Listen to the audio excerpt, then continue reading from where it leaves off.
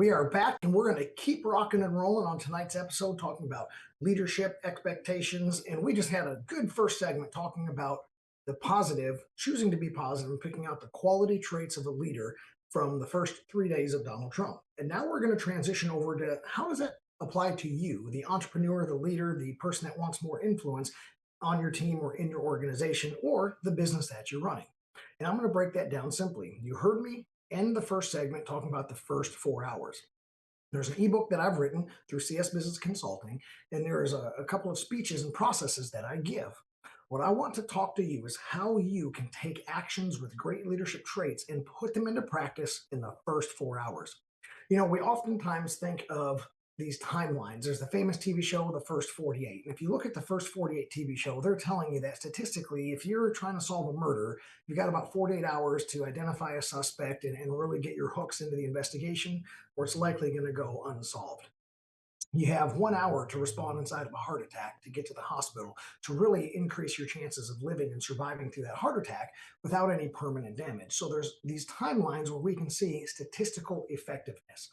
And in the business world, the leadership world, the first 4 hours of taking on a new position, coming into a new team, or for example, I'm going to focus on bringing on new team members or teams in general, that first 4 hours is pretty crucial. Timing is kind of everything here. So I want to walk you through this process during this segment right here and tell you about how you can systematically set yourself up for success in your team in that first 4 hours. So we're going to play, here's the first day on the job for a new hire. This person has gone through the process, everything is done, and they're officially reporting to duty for the first time. One of the things that you want to do is you want to have a warm welcome for this person. You want to give them introductions into their workspace. You want to give them introductions and familiarity with the building and where the bathrooms and the lounge is located and where maybe the different departments and divisions are. Familiarity, a little comfort. Let's get rid of those quick, confusing question marks right away. Then you're going to also give introductions to teams, whether it's their team or a neighboring team, a division or a department. You're going to introduce them to people, walk them around and say, hey, here's the new girl, here's the new guy, and have them go through. Provide them some comfort. It's a really good idea to have a cup of coffee or maybe some donuts or a healthy snack available so that they can be welcomed on their first day and it feels a little bit more like a celebration. Congratulations on bringing yourself on board with us. One of the things that does, it helps set the tone of a solid welcome, of getting to have some comfort, knowing all those little nitty gritty things that some people may be afraid to ask. You're just going to go ahead and answer the question without making them ever have to ask. Another thing that is really obvious is that you want to give them access, various access. So this could be something like giving them a key fob or a key to the front door or access to their division if you live in a much larger corporate structure. Give them their keys. Give them their logins, give them their permissions to access what they're going to need to be accessing. So immediately they feel like they're welcome and part of the team. They've been introduced, they've been shown around, they know where the break room is, and now they know how to log in and get into the building by themselves and start feeling like they belong. This is the part of the process that kind of makes them official. I got my first password, my first login, my first set of keys. That's really important because it's a mental hurdle that has to get over that I belong here now. I'm part of this team. The other thing that is really important is now you want to start some sit down conversations with them. And you want to get into a discussion with people where you're talking about who we are as a culture. And this can be done as you're walking around and settling back into the office. So if you're some type of team leader, office manager that is giving this person their first day welcome and first day to set the tone, you are going to set the tone on your culture. This is the day where you say, we are these type of people. We show up, we laugh, we make fun of each other, but we work hard, we stick to the grind, and we enjoy producing good hard work. We enjoy being the people that can beat a deadline. We enjoy being the people that can have a high five from the client or the customer when they leave our presence. That's where people really get that, like, okay, these subconscious goals that I'm having is I get to celebrate when something good happens. I'm trying to beat deadlines, right? If this is a culture of everybody here beats deadlines, well, I better from day one jump on and comply with having the mindset of beating deadlines and celebrating success and high-fiving customers. How much is just those couple of simple sentences going to change how they start? They're not going to learn some secret culture in the organization because you just told them what the overt and obvious culture is supposed to be. You're going to tell them about the work ethic and the internal community that you have. Oh, we like to do this fun thing where on birthdays we all go around the table and everybody has to say one thing they love or like about that person whose birthday it is. So we're going to shower them with compliments on their birthday. That's a little bit different of a culture than probably what most people do. And you can say all the little fun activities. Oh, every Friday we all go eat Mexican after work or for lunch or something like that. And, oh, during this time of the year, the boss always orders barbecue and we have a big cookout barbecue thing. And you bring them into the culture saying that we belong together, we involve ourselves together, and we do this.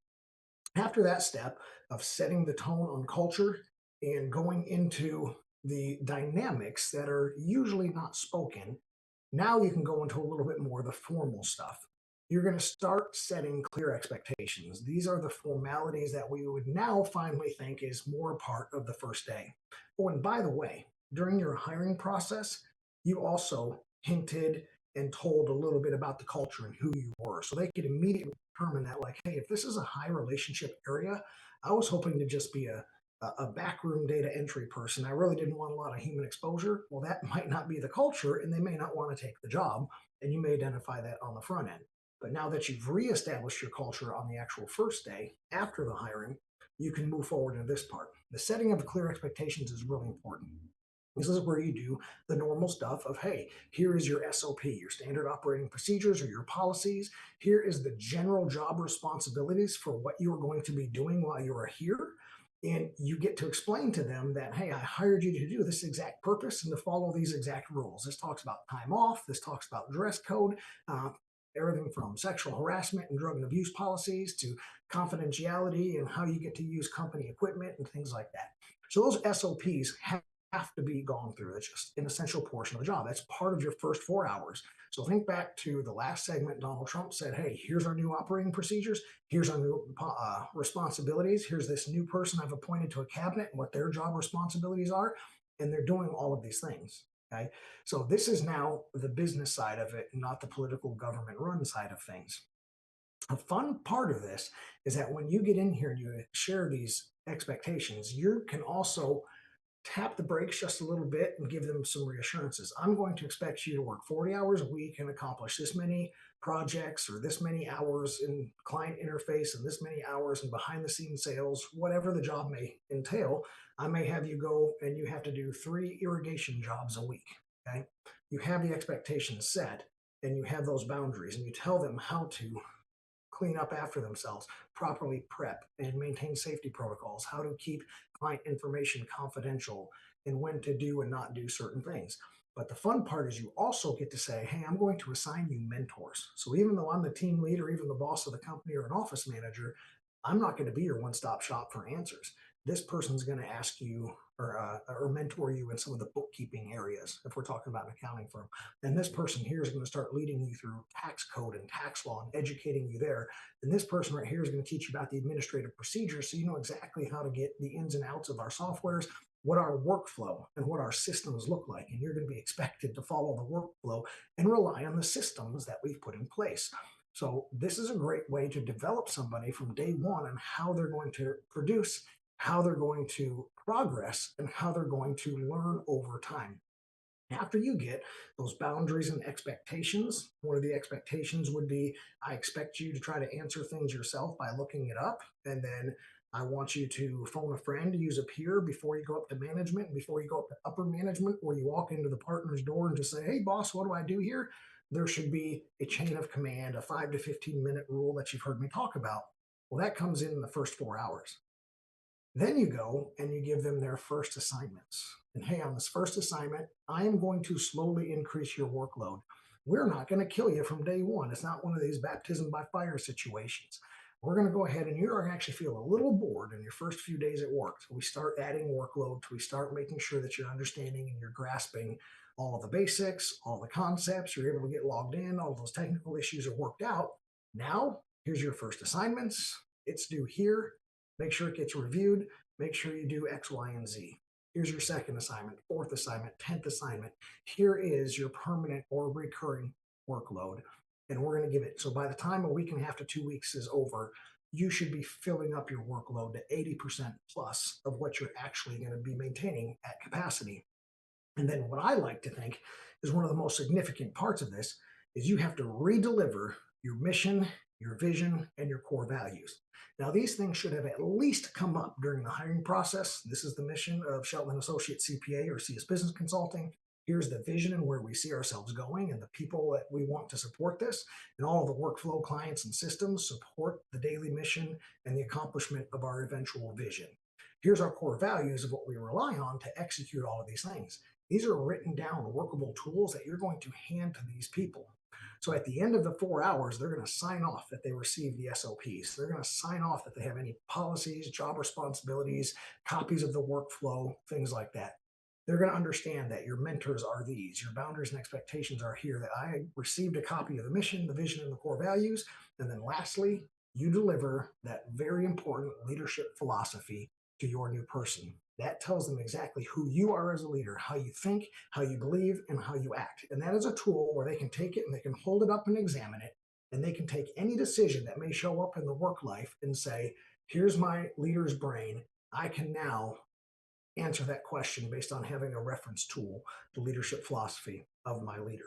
And if you examine back to what Donald Trump did and what other great leaders do, you'll see that somewhere this first 4 hour process is followed.